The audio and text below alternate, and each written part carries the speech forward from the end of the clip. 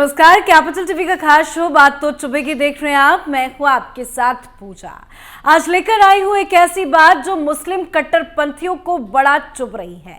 पाकिस्तान को मिर्ची लग गई है क्योंकि पीएम मोदी की मंत्री ने ऐसा काम कर दिया है जिससे कट्टर मुसलमान बौखला गए हैं, छाती पीट रहे हैं कि हाय ये कैसे हो गया, तौबा तौबा कर रहे हैं।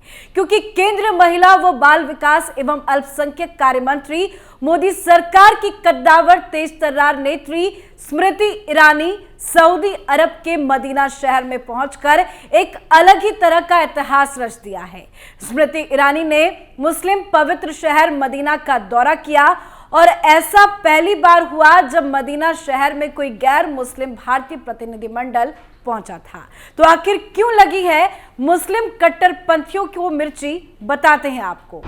मदीना पहुंची मोदी की मंत्री, एंट्री से खिसियाए कट्टरपंथी, मुस्लिम देशों में मचा हड़कंप, स्मृति ईरानी ने रचा इतिहास। पीएम मोदी की हिंदू मंत्री ने मुस्लिम देश पहुंचकर सबको चौंका दिया है। मुस्लिमों के सबसे पवित्र शहर मदीना अचानक चर्चाओं में आ गया है।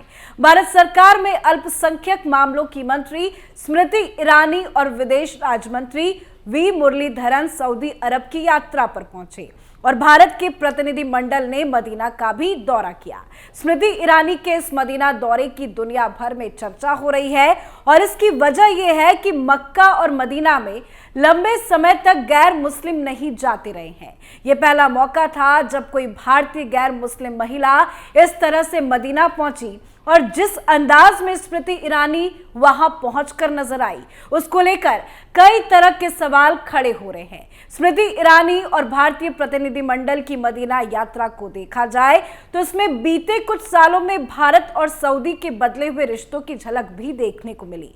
भारतीय प्रतिनिधिमंडल के साथ पहुंची स्मृति ईरानी ने सऊदी अरब के कुछ सीनियर नेताओं से भी मुलाकात की और जिहाद में आयोजित उमरा कॉन्फ्रेंस में भी हिस्सा लिया।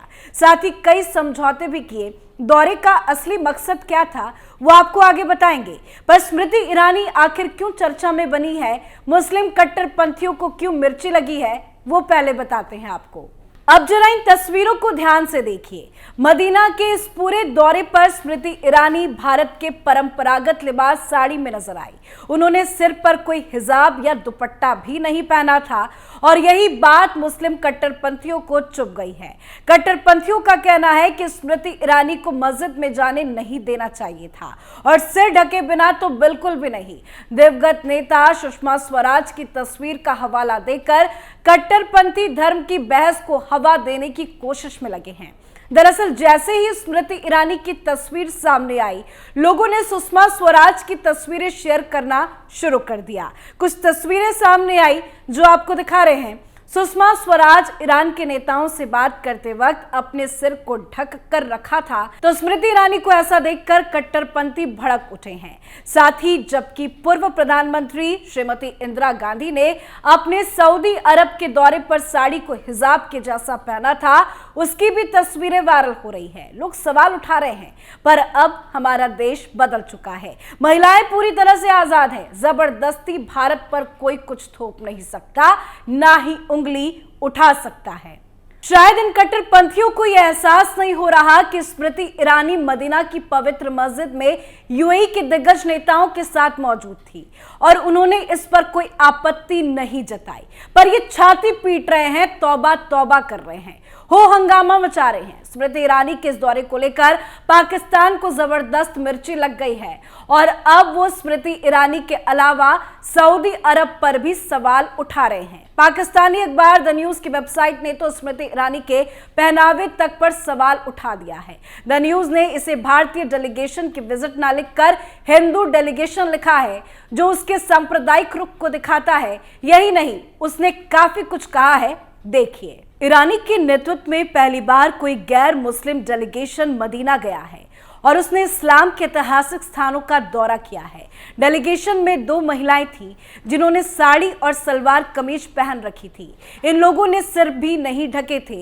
इसके अलावा स्मृति ईरानी ने माथे पर बिंदी लगा रखी थी। इसके अलावा मंत्री वी मुरलीधरन ने धोती और भगवा कुर्ता पहन रखा था। तो इस तरह पाकिस्तानी मीडिया ने स्मृति ईरानी के दौरे को लेकर अपनी कुंठा जाहिर की है।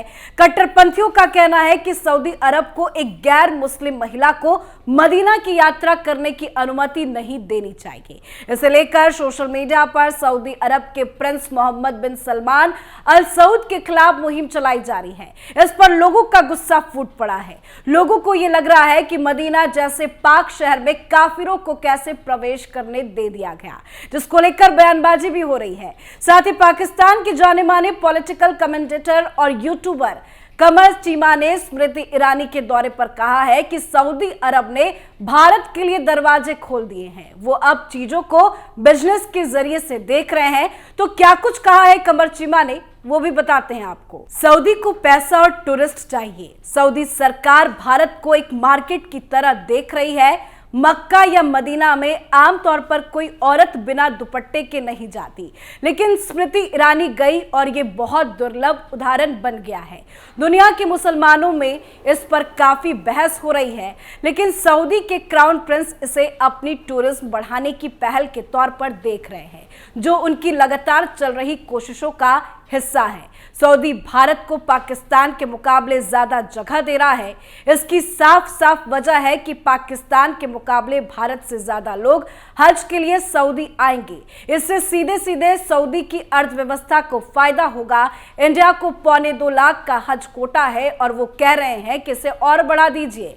पाकिस्तान से तो 25,000 का कोटा भी पूरा नहीं हो रहा। ऐसे में पाकिस्तान का कोटा भी इंडिया मांग सकता है, ताकि बता सके कि हम ज्यादा बड़ी मार्केट है।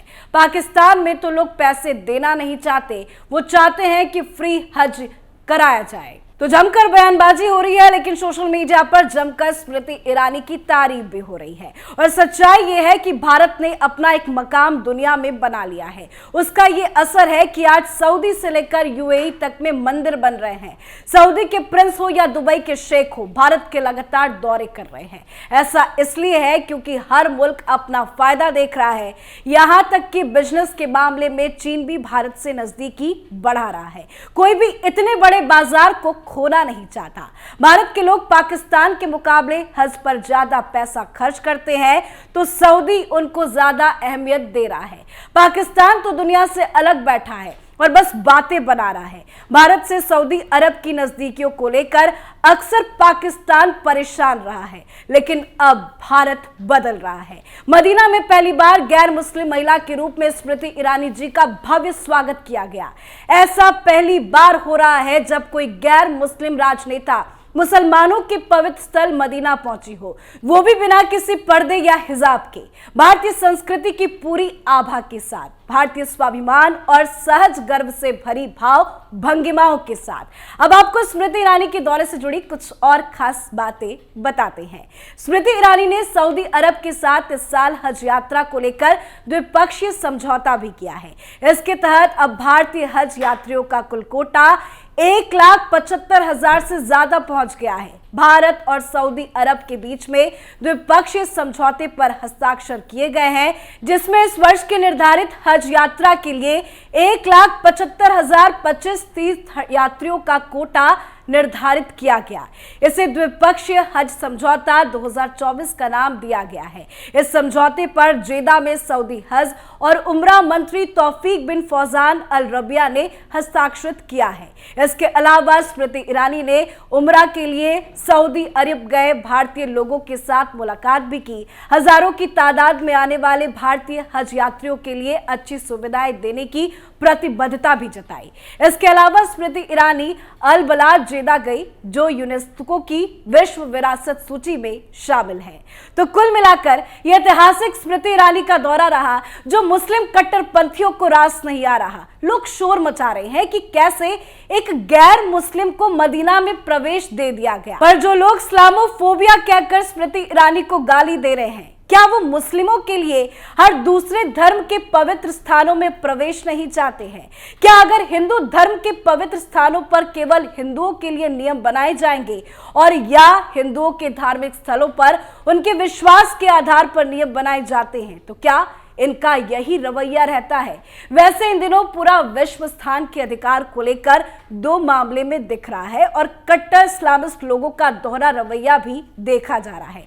एक तरफ वो लोग इजराइल को यह कहते हुए कोस रहे हैं कि उसने फिलिस्तीन पर कब्जा किया हुआ है, तो वहीं लोग अयोध्या पर बाबरी ढांचे काशी विश्वनाथ मंदिर को तोड़कर बनाए गए ज्ञानवापी ढांचे के पक्ष में खड़े नजर आते हैं। और यही बात लोग सोशल मीडिया पर कह रहे हैं कि यदि यही नियम है तो ये सभी भारतीय पवित्र स्थलों पर होना चाहिए। खैर, राजनीति और बयानबाजी होती रहेगी, पर मोदी की मंत्री ने कमाल कर दिया और यही बदलता भारत है। इस पे आप अपनी राय कमेंट कर जरूर लिखें।